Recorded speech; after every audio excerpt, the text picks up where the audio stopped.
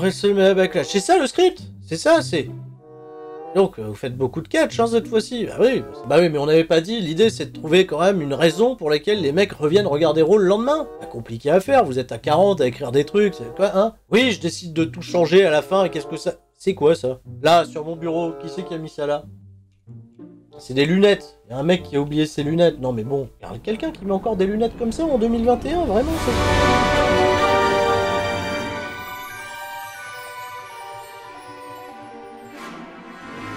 Hunter, j'ai trouvé une idée. Le match de bûcherons. On va pas mettre des bûcherons normaux. Et c'est pas grave, là, t'as encore tes mecs là de NXT, là, du Performance Center. Ramène-les, là, ceux qui ont fait les lapins, là.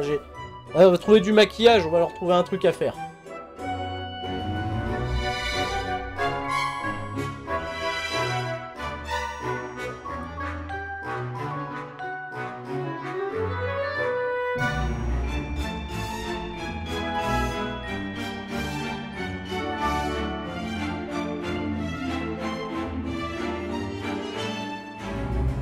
WrestleMania Backlash ne va absolument pas échapper à une règle chère à WWE. Quand on en a rien à foutre d'un pay-per-view, généralement, il est bon.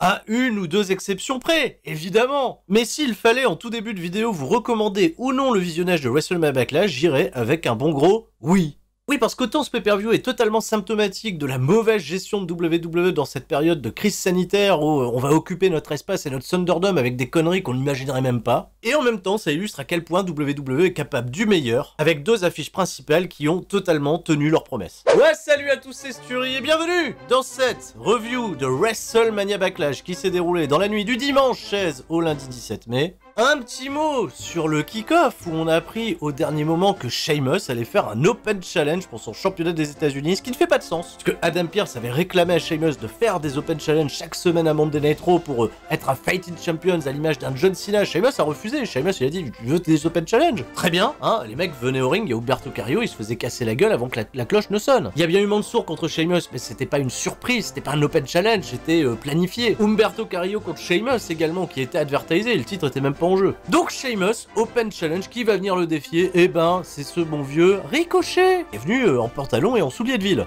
Et il était pas au courant. Open Challenge et combat inopiné. 7 minutes de match. Ricochet a quand même montré un petit peu de résilience. C'est un peu la moindre des choses, hein, parce que Ricochet c'est un excellent catcheur. Et Sheamus qui va l'emporter clean, même pas avec le Brogue Kick, figurez-vous, hein, seulement un coup de genou. 1, 2, 3, et toujours champion des États-Unis Sheamus. Et Ricochet, figurez-vous, qui a attaqué le champion après le match. Le mec, il perd, il attaque le champion alors qu'il n'y a pas eu de gruge, hein, il a perdu clean. Pour faire quoi? Pour voler le chapeau de Sheamus, pour nous faire une petite danse Pharrell Williams, un dab en 2021. Le mec il dab. Et puis hop, voilà, il repart faire le foufou backstage pour coller un petit peu la rage à Sheamus. Bah écoute, si le mec, en plus de pas avoir de temps d'antenne, il s'amuse à avoir le seum, tout ça, à faire des... Et ben voilà, hein, un babyface en qui on va croire pour l'avenir. Autre fait très important qui s'est déroulé lors du kick-off, Dominic s'est retrouvé pris à part par Dolph Ziggler et Robert Roode, les champions par équipe. On rappelle que Domi et Rey Mysterio feront face aux chiens sales pour les championnats par équipe de SmackDown. Domi backstage, il était tout seul, il s'est fait chambrer par Ziggler et Robert Roode. En fait, coup de tête, Ziggler, coup de tête, assaut dans la tête. Ah, attaque vicieuse dans les couloirs. Et pour couronner le tout, qu'est-ce qu'ils ont fait, Ziggler et Robert Roode? Ils ont renversé un canapé. Ouais, un canapé. Ils ont pris un canapé comme ça, ram. Ils l'ont penché, couché sur Dominic. Le pauvre, il était bloqué sous un canapé. Mais ça coupe, c'est lourd un canapé. Ah non, Robert Roode et Ziggler, eux, ils arrivent. Mais après, il y a tous les officiels, Jamie Noble, les arbitres. Ils arrivent pas à soulever le canapé, c'est trop lourd. Est-ce que Dominic pourra catcher ce soir? Le drama. J'espère que vous avez regardé le kick-off parce que c'était important d'avoir ces informations. Vous inquiétez pas si vous avez pas regardé. On nous remontrera des images dans le show principal. D'ailleurs, on est parti, ne perdons pas de temps. Le show principal débute avec un énorme clip récap pour... Attends, qu'est-ce qu'ils ont fait? Attends, quoi? Il y a des images de catch et il y a des images du film Army of the Dead avec Batista qui va être diffusé sur Netflix. Quoi? Netflix fait sa promotion sur Peacock? C'est possible ça? Et pourquoi ils ont mélangé les deux? Il y a Dave Batista qui fait la voix off, là, qui présente ce soir WrestleMania Backlash, ah là là, et crossover avec le film. Merde, on a jamais vu ça, quoi. Le placement de produit. Et encore. Hein? On n'est pas au bout de nos surprises. Là, les gens qui n'ont pas regardé le show et qui attendent justement mes récaps pour être spoilés... Le premier match, le triple menace pour le championnat féminin de Raw détenu par Rhea Ripley contre Asuka et Charlotte Flair. Évidemment, on nous remontre l'intégralité de la storyline, le retour de Charlotte Flair qui attaque Asuka et Rhea, qui se fait suspendre pour avoir attaqué un arbitre et qui revient la semaine suivante parce que Sonya Deville, elle est trop sympa, elle a fait « Allez, hein, t'es sage, et puis en plus on va te donner un combat de championnat, triple menace ». Une storyline où évidemment tout tourne autour de Charlotte Flair, vous ne serez donc pas surpris si ce combat, qui a duré 15 minutes 22, a intégralement tourné autour de Charlotte Flair. Déjà c'est la première à rentrer et Cruella d'enfer, la petite tenue, les sangs à dalmatien. Bah pourquoi pas. Asuka fait son entrée, des gros plans sur Charlotte Flair qui a le seum. Rhea Ripley fait son entrée, là aussi que des plans sur Charlotte Flair qui a le seum, hein, aucun sur Asuka. J'ai pas la stat, mais à vue d'œil, elle monopolise, allez, on va dire sur un triple menace, 80% du temps de caméra sur elle. Et uniquement sur elle, c'est-à-dire qu'elle est exclue dès le début du match. Asuka et Rhea Ripley vont la jarter, mais ça va durer même pas 30 secondes. Elle va revenir et elle va être là pendant l'intégralité du combat. C'est elle à chaque fois qui est en un contrat avec Asuka, en un contrat avec Rhea Ripley. Elle doit vendre, c'est jamais plus de 20 secondes avant de revenir justement dans le nouveau spot. Tout tourne autour de Charlotte Flair, ce qui n'est pas pour me déplaire puisque elle est excellente dans tout ce qu'elle fait, mais à un moment, elle est une championne, t'as Rhea Ripley qui...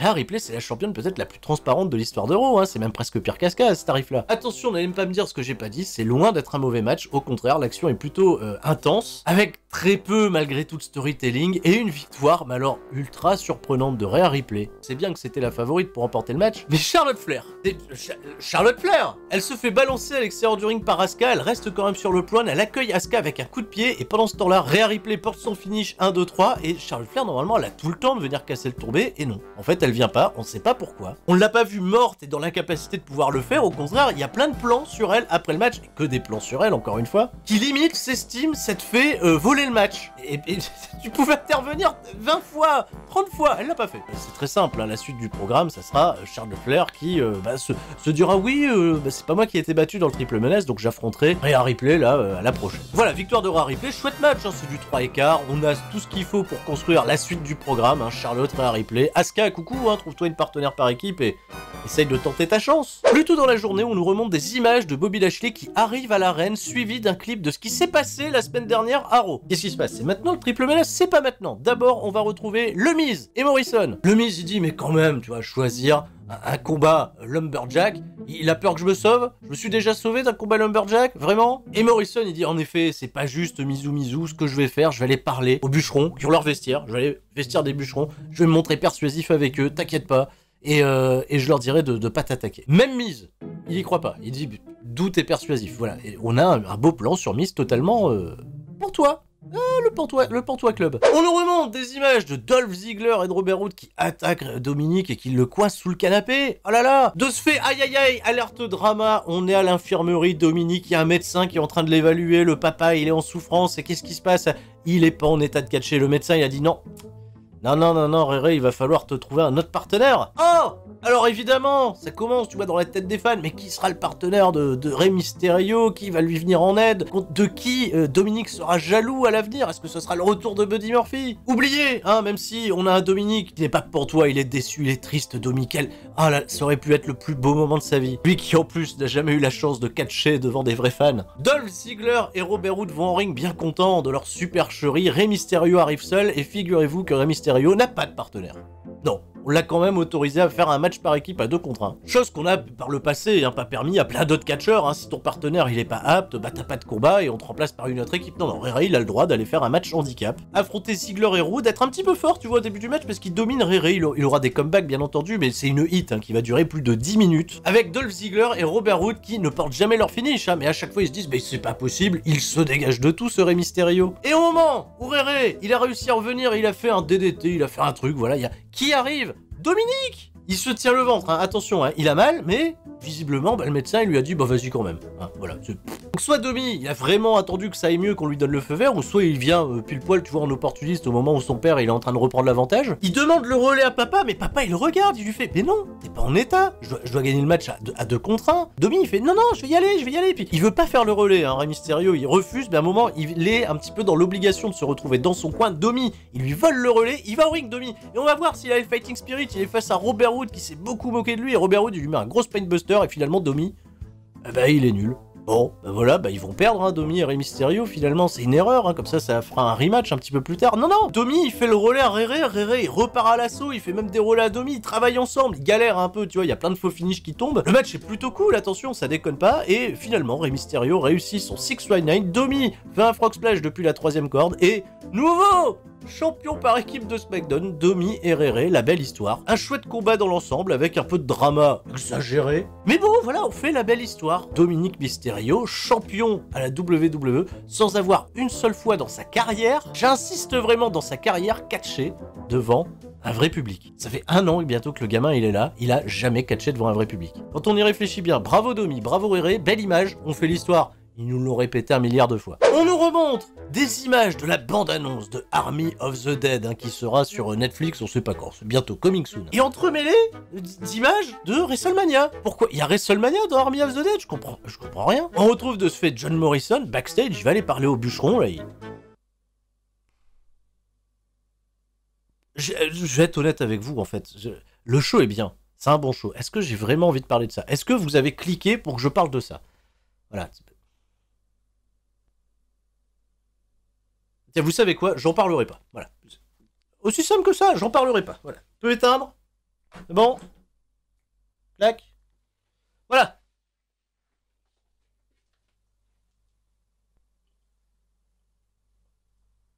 Ah, Johnny Drip Drip qui arrive dans le vestiaire des bûcherons.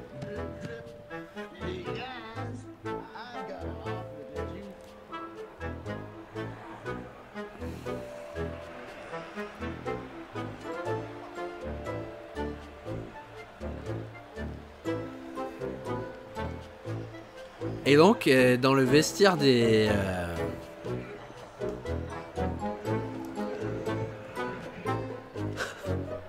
On en parlera après. Là, je sais pas exactement ce que je viens de voir.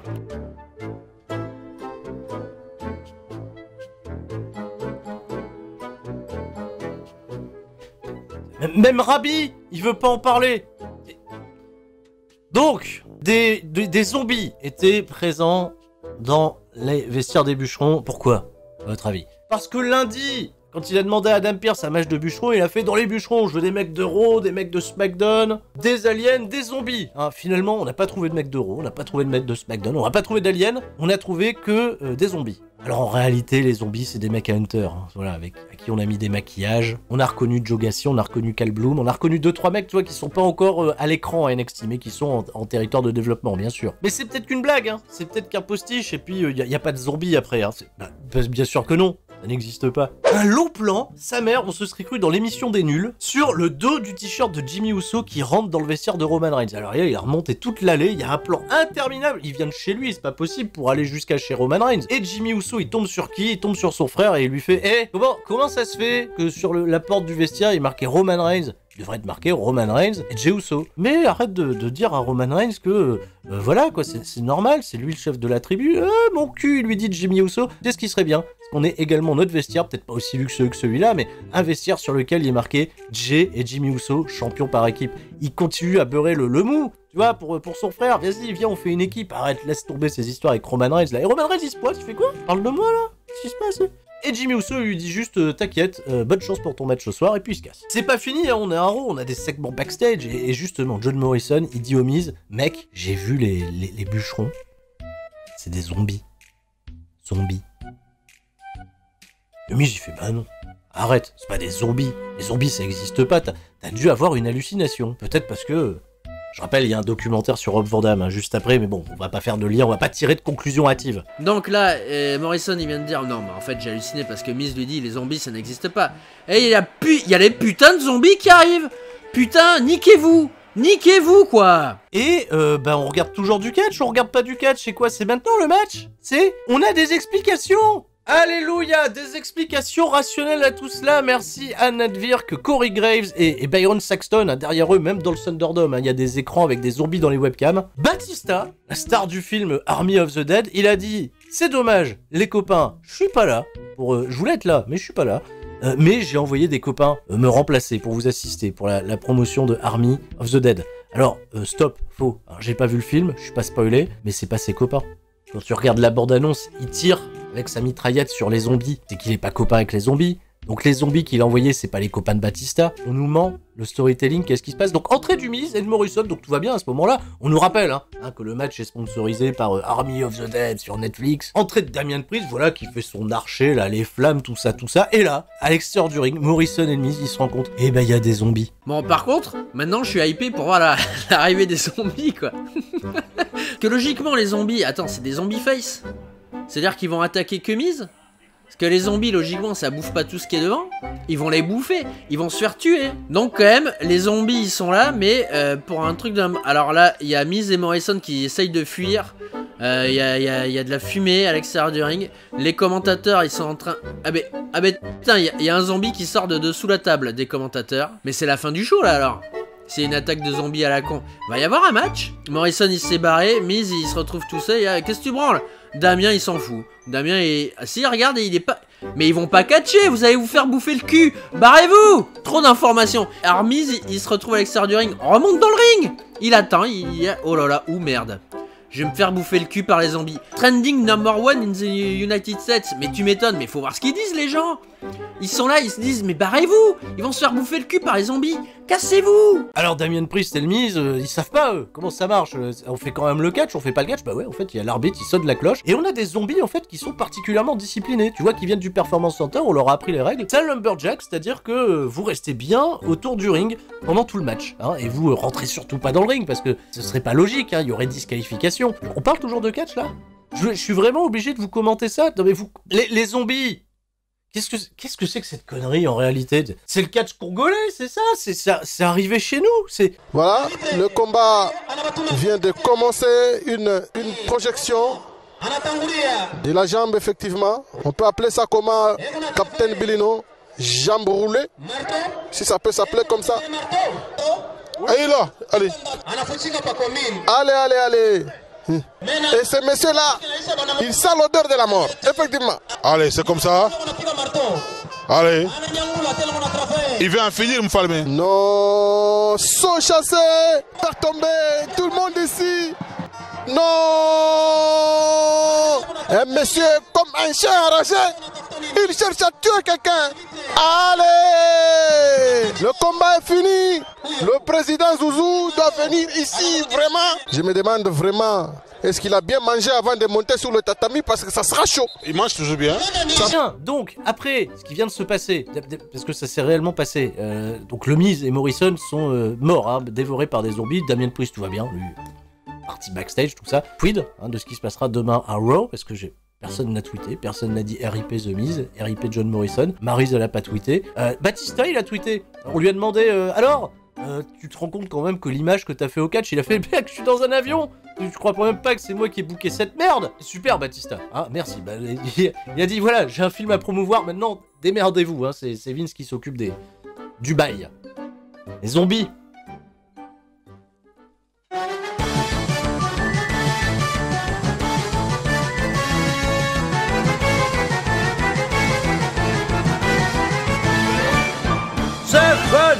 Bien, donc revenons à des choses beaucoup plus intéressantes, à savoir Hell in a Cell. C'est décalé, c'est au mois de juin, Hell in a Cell, c'est plus en octobre. Donc l'enfer en cellule nous attend pour le 20 juin. Avant d'enchaîner avec le prochain match, on va remercier Pat McAfee et Michael Cole qui nous donnent des explications sur ce qui vient de se passer avec les zombies. Voilà, ils sont venus, ils ont bouffé le Miz et Morrison, et là ils sont repartis, on va avoir du vrai catch qui va pas être...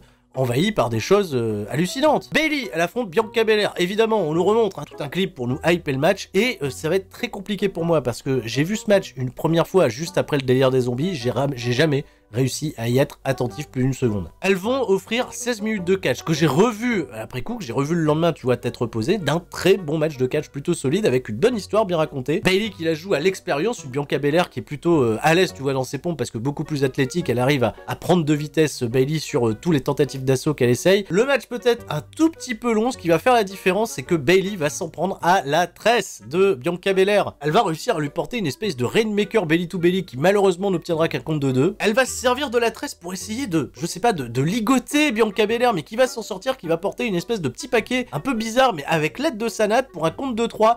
il est pas superbement bien exécuté. De ce fait, on a un finish plutôt discutable. C'est pas une victoire des plus propres et clean de la part de Bianca Belair, et Bayley, elle aura l'occasion d'aller demander un rematch, probablement à SmackDown. Alors, c'était honnête, mais alors, c'était la place horrible à passer juste après les zombies, les pauvres. Kevin Axel de WWE Fan Patrick, il est là, et il interview MVP. Il lui demande, alors, le triple menace, c'est pas trop injuste, hein?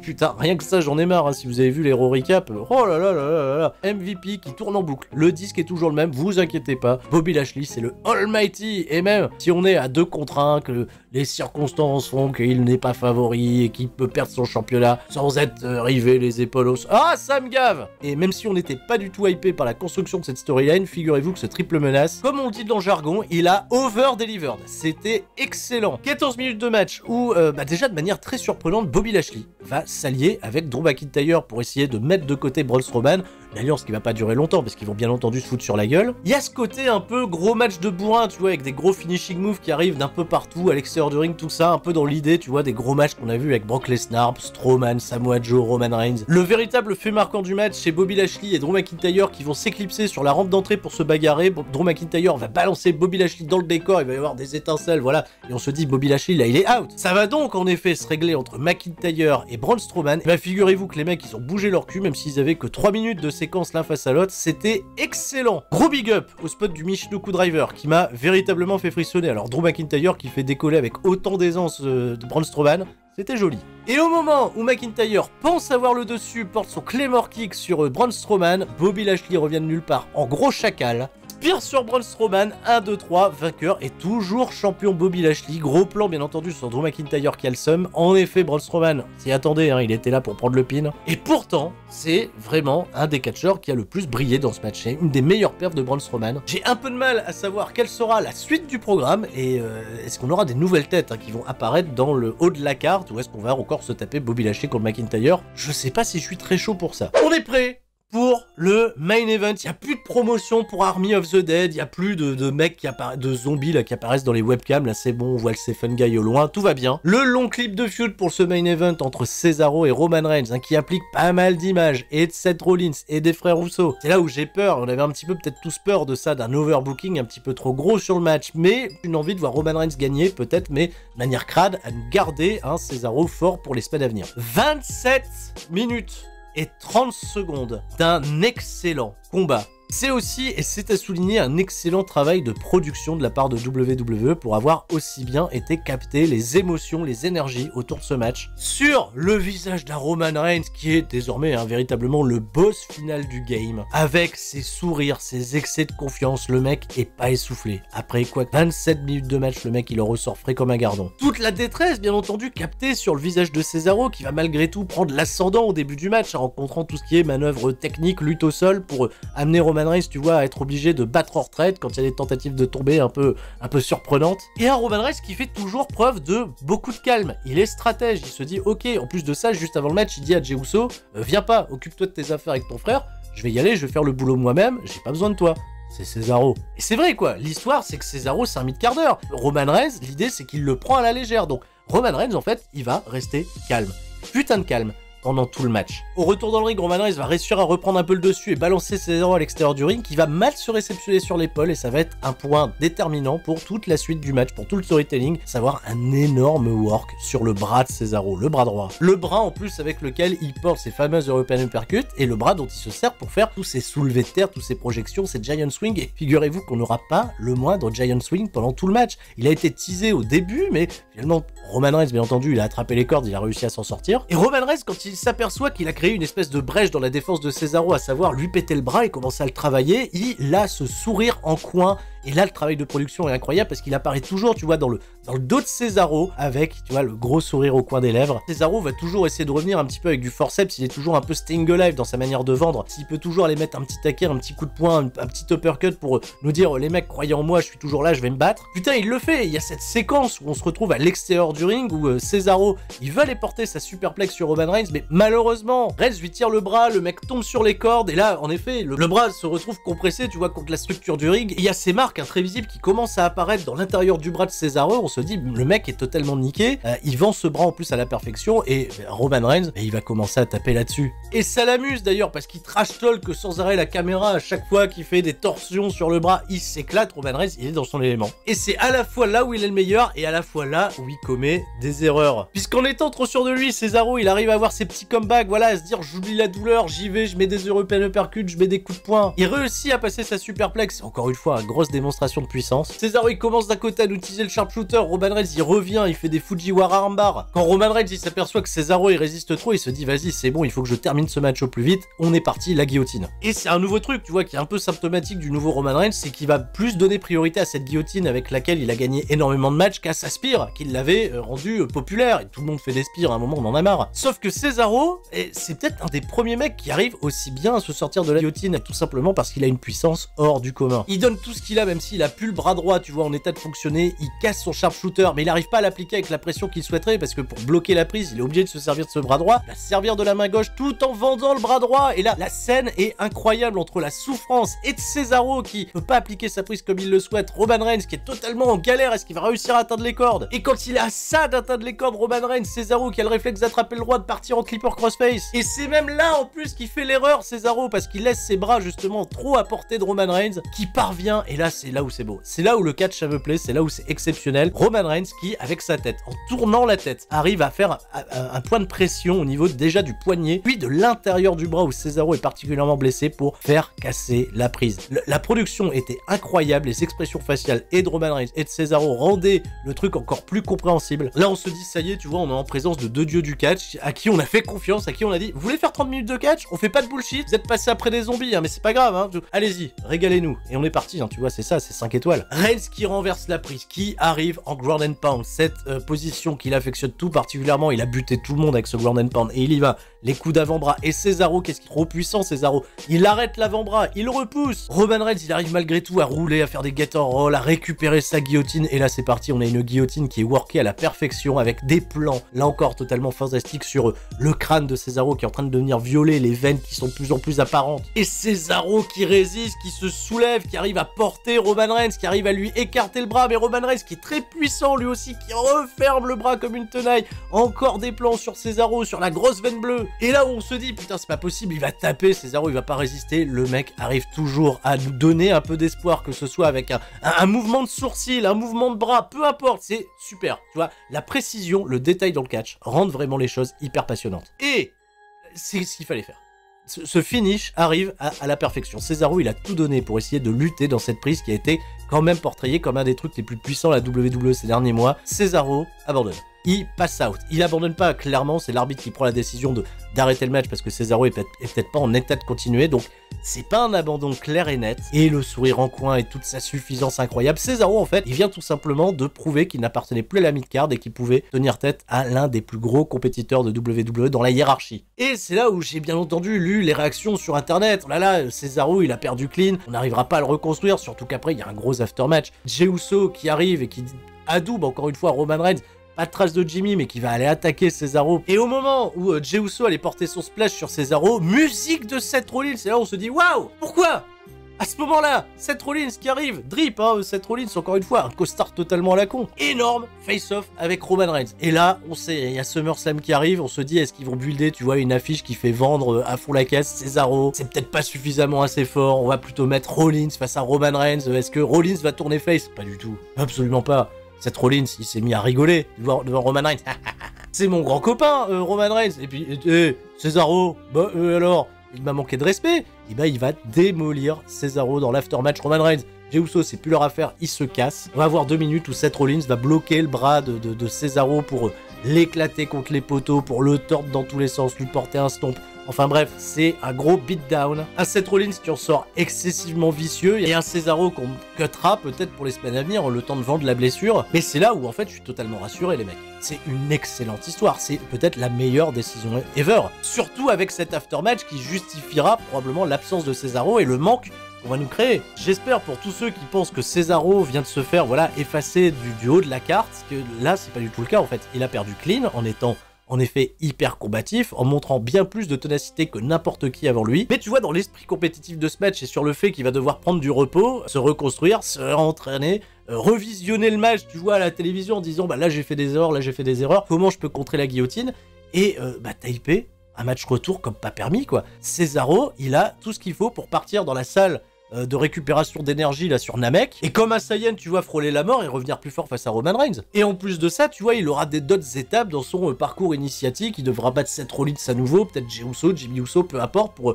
revenir au boss final du game, et ça tombe bien quoi, le temps qu'on écrive tout ça, le public sera revenu et portera Cesaro en triomphe comme on l'espère tous quoi. C'est le booking de Roman Reigns, là, le fait qu'il n'y ait pas d'intervention en sa faveur, c'est Walter. Il est booké comme Walter. Qui va aller le pécho, qui va aller le prendre? Et l'idée de WWE, c'est bien entendu de donner un règne très très fort à Roman Reigns. Et bon Dieu, ce que j'adore les longs règnes quand ils sont pertinents, et pour l'instant c'est écrit à la perfection. Bravo WrestleMania Backlash, bravo pour ce main event, bravo également pour les autres matchs qui ont été produits, à part toutes ces conneries avec les zombies là, avec vraiment...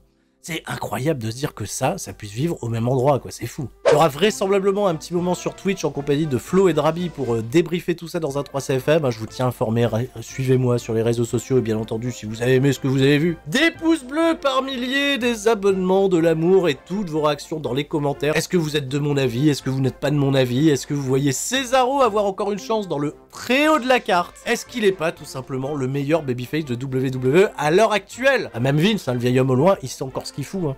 Parce que là, quand il nous propose ça à la fin du show, c'est pour nous dire, les mecs, voilà, le catch c'est ça, hein. Ça reste ça quand même malgré tout, et on n'a pas mis les zombies en main event, on a mis ça quand même, et ça valait le coup, ça valait grave le coup. Merci beaucoup de m'avoir suivi, je vous fais des gros bisous à tous, et tout le monde, reste fort. Bref, sauf le Miz, bien entendu, enfin bref, on découvrira Raw demain. Allez, ciao, bye bye.